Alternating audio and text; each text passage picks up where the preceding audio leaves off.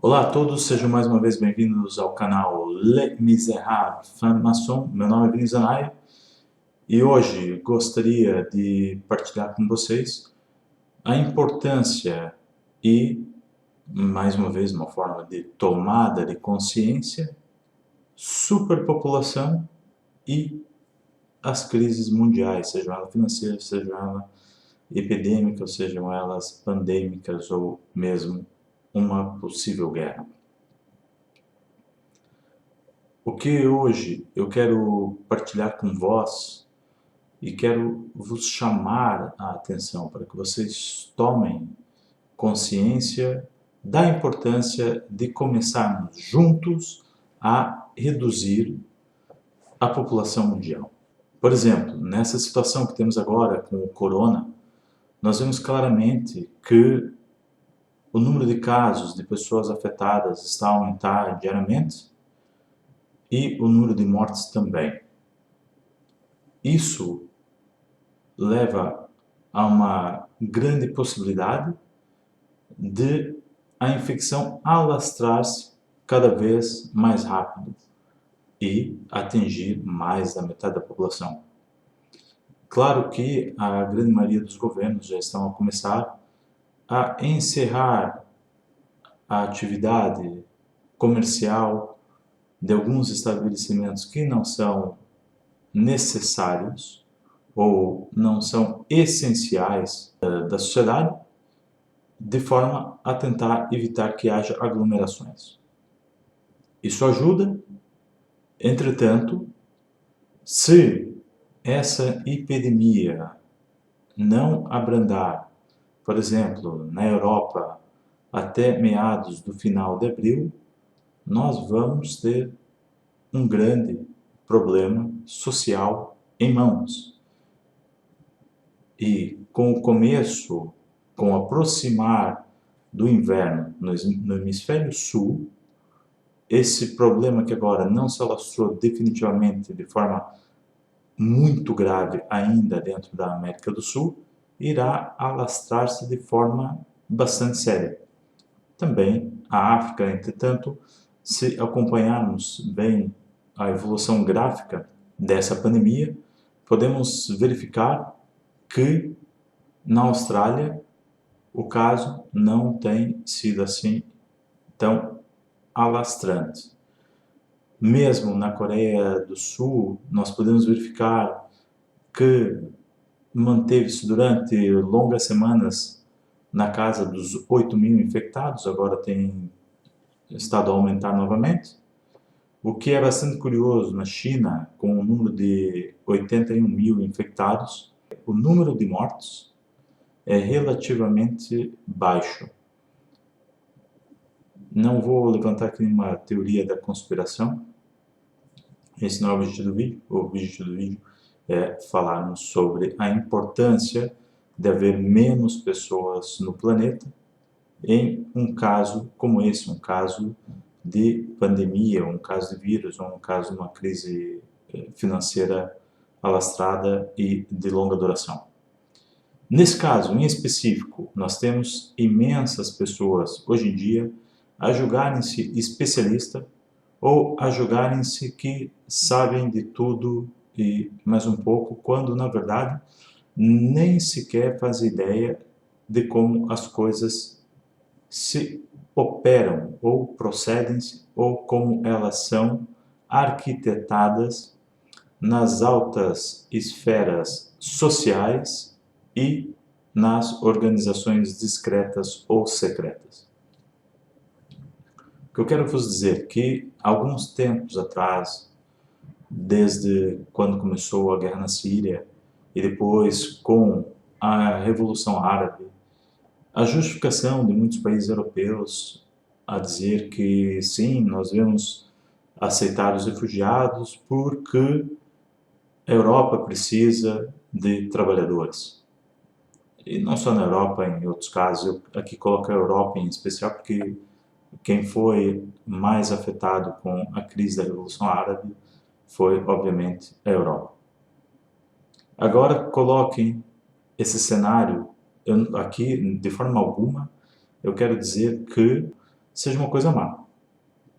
O que eu quero dizer é que nós temos que ter a noção do volume da população mundial.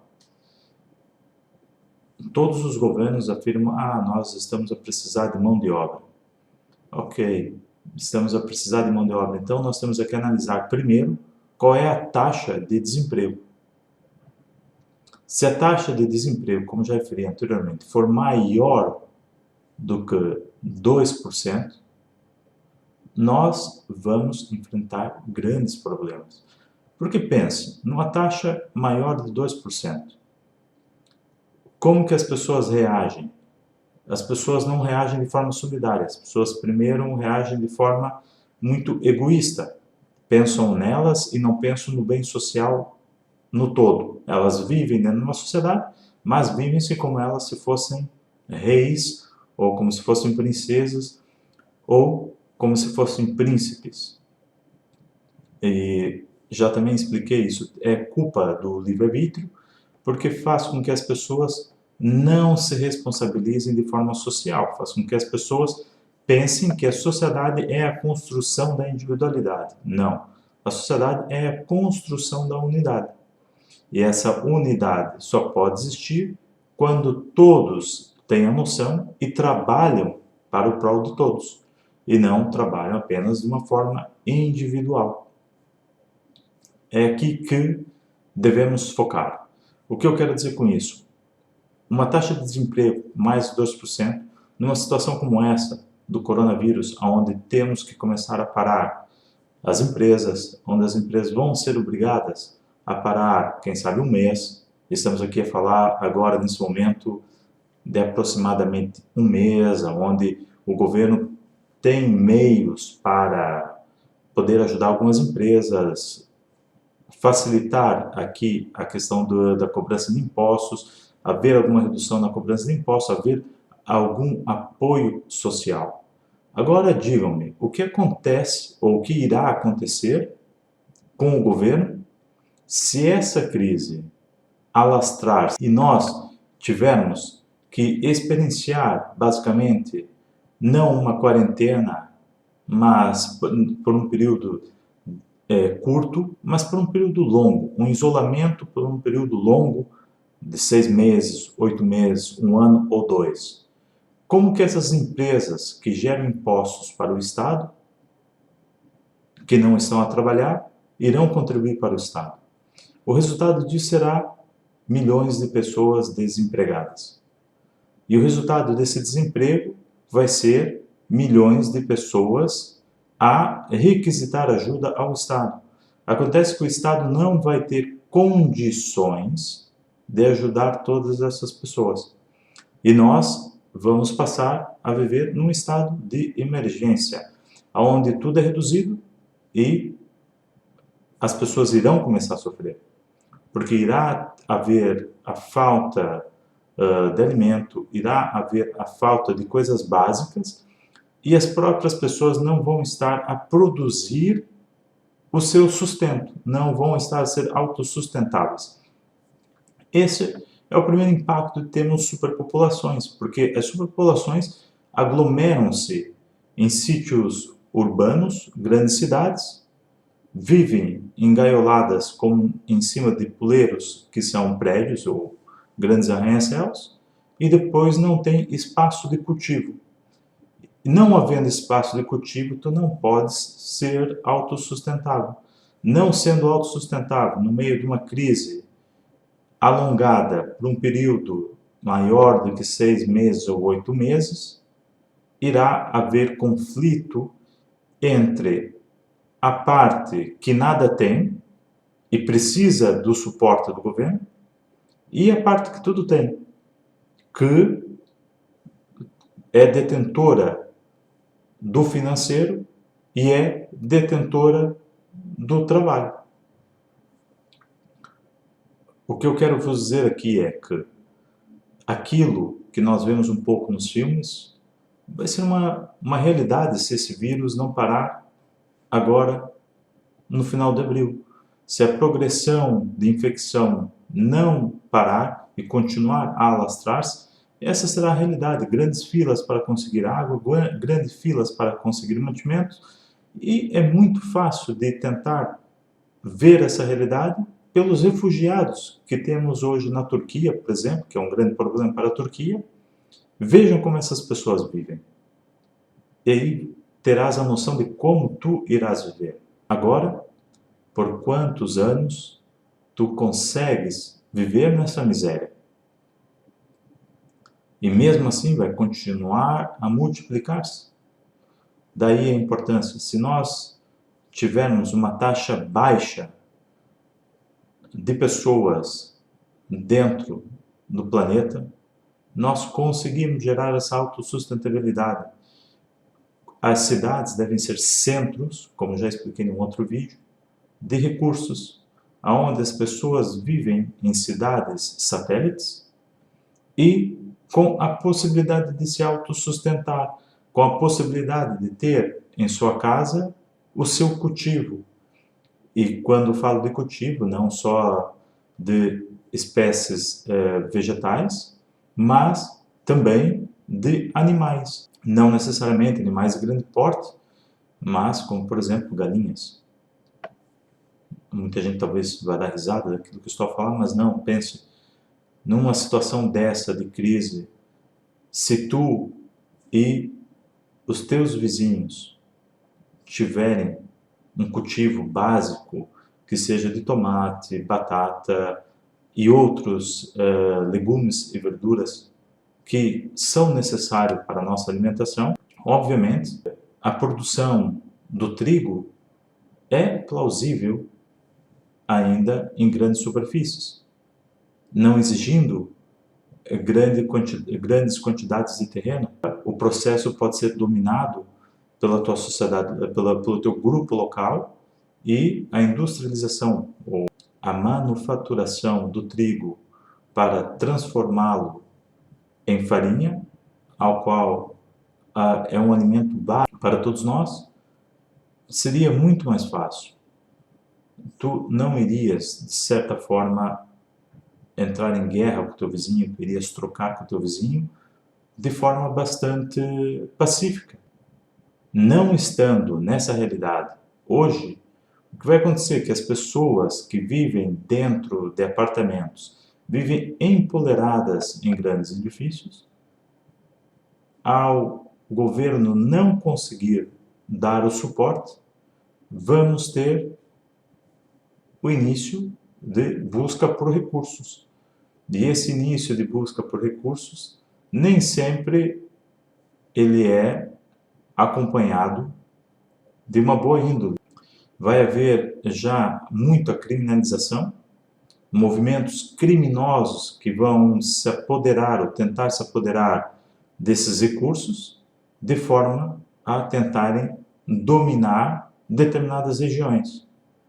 E, obviamente, vai haver muita chacina, vai haver muita violação e não vai haver suporte governamental para estabelecer a lei e para estabelecer a justiça.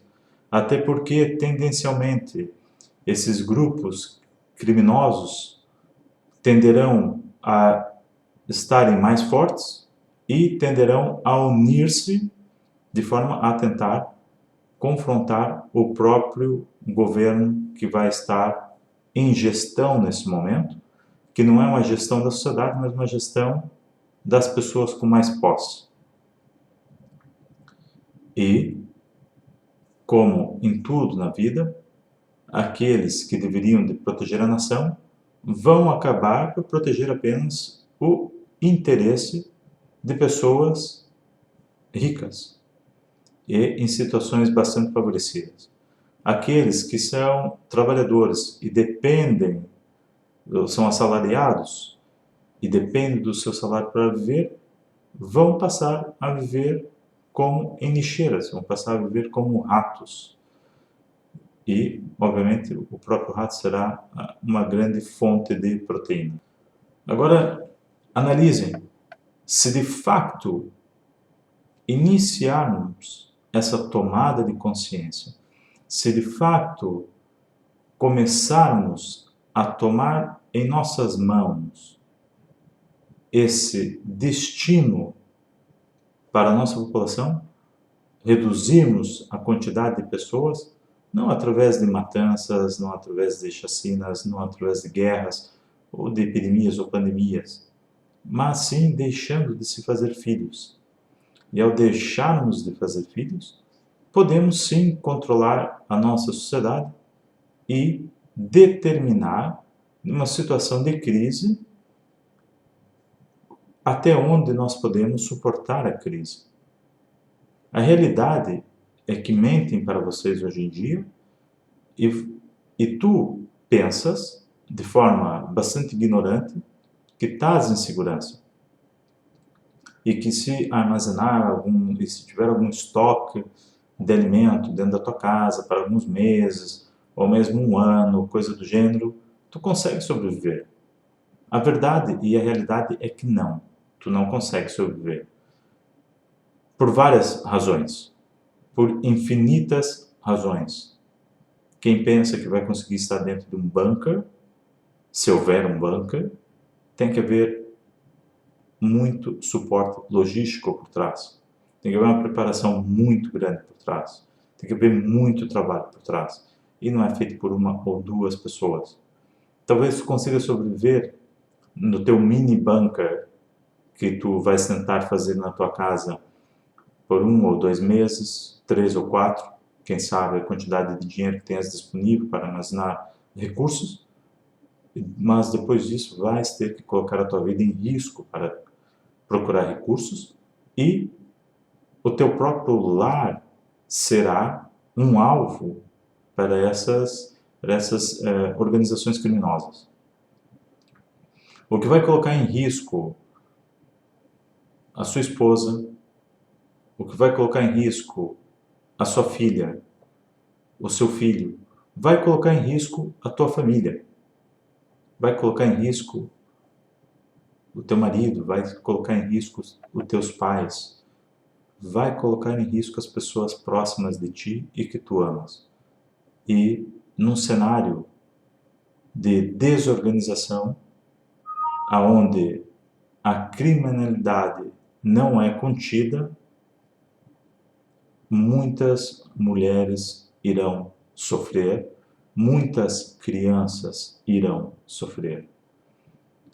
E é com base a evitar esse sofrimento que nós devemos tomar uma atitude em conjunto, olhar para Deus como a unidade e a razão da nossa busca, agirmos como seres criados e agirmos com solidariedade. Essa é a palavra de ordem, não ao egoísmo, livre arbítrio. Sim à unidade e coesão. E procurem, de forma alguma, deixar alastrar-se dentro da tua comunidade grupos criminosos. Não tenham medo de se organizar, porque aquele que se organiza, conquista. Aquele que não se organiza, será conquistado. Em caso de organizações criminosas, devem, o mais rápido possível, eliminar essas organizações.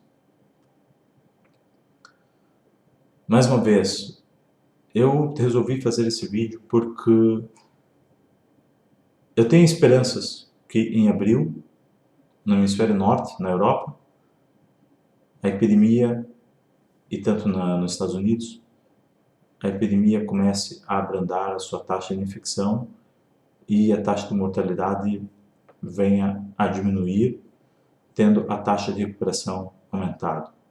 Entretanto, se essa taxa não abrandar, significa que o período de isolamento vai ter que ser maior, significa que o Estado não vai poder dar resposta. Daí sim, devem retirar-se das grandes cidades e tentarem buscar isolamento longe das grandes cidades, de forma a preservarem a vida. Eu desejo a todos que olhem para esse vídeo não como uma tentativa apelativa em relação à redução populacional, se aproveitando desse tema que temos agora, mas a realidade é que a taxa de infecção só chegou a esse ponto que temos agora devido a todas as pessoas ignorarem o vírus e acharem que sabem mais do que a própria natureza. E nessa forma ignorante, não tomarem os devidos cuidados. Todos os governos falharam aqui, porque eu penso que não há ninguém nos serviços de inteligência ingênuo o suficiente para dizer que esse vírus é um vírus natural e não é uma arma biológica. Eu penso que não há ninguém que trabalhe dentro desses laboratórios espalhados hoje pelo mundo que não digam que isso é uma arma biológica. Os governantes tardaram em fechar as fronteiras, em restringir os voos, em colocar as pessoas em processo de quarentena assim que souberam que havia uma nova epidemia na Ásia. Era isso que deveria ter sido feito.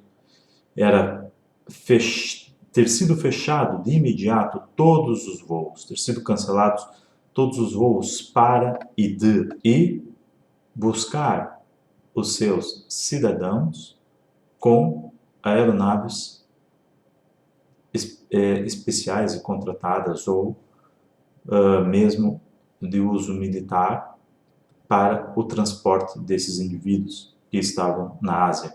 Entretanto, em nome da economia, em nome da ganância, não tomou-se essa medida.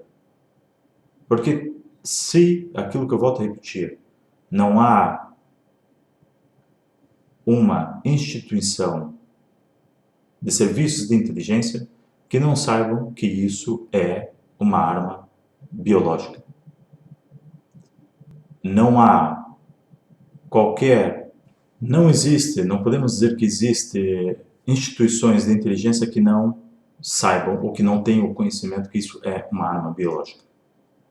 A questão é que se coloca aqui é a fragilidade e a incompetência de muitos governantes de tomarem medidas sérias em relação à economia, em relação à população e também em relação à China. Deve ser questionado, deve ser cortado as relações comerciais até a China dar explicações bastante claras de como surge, no espaço de 20 anos, 3 vírus gravíssimos. E, por favor, não pensem vocês que esse vírus vem da natureza. Qualquer pessoa que hoje vai à internet consegue procurar sobre Darwin. Eu não quero dizer aqui que eu concordo com a teoria da evolução de Darwin, mas dá uma ideia de como a evolução acontece.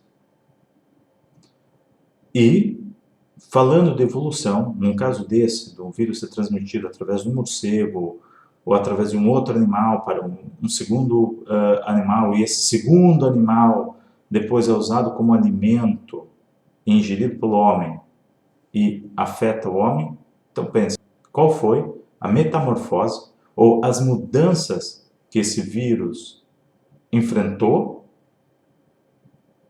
que ele adaptou-se dentro de outro animal para infectar o ser humano, que nem sequer tem o DNA completo do ser humano. Claro que, em termos de DNA, quando estamos a falar em termos de DNA, se lerem um pouco mais, vão ver que a diferença entre o nosso DNA e o DNA de uma minhoca talvez seja de 1% ou menos. Mas esse 1% faz toda a diferença. Agora, quanto tempo o vírus iria ser necessário ele se adaptar dentro desse corpo, dentro do ambiente, para depois infectar o humano? Não seria necessário estar hospedado dentro de um outro animal para depois vir para o ser humano através da alimentação, do consumo desse animal que ingeriu, por assim dizer, um outro animal, foi infectado por um outro animal. Não temos isso na natureza. E para isso ser verdade, os casos teriam que ser múltiplos. O que eu quero dizer não é um morcego que iria infectar um outro animal e que esse animal iria, após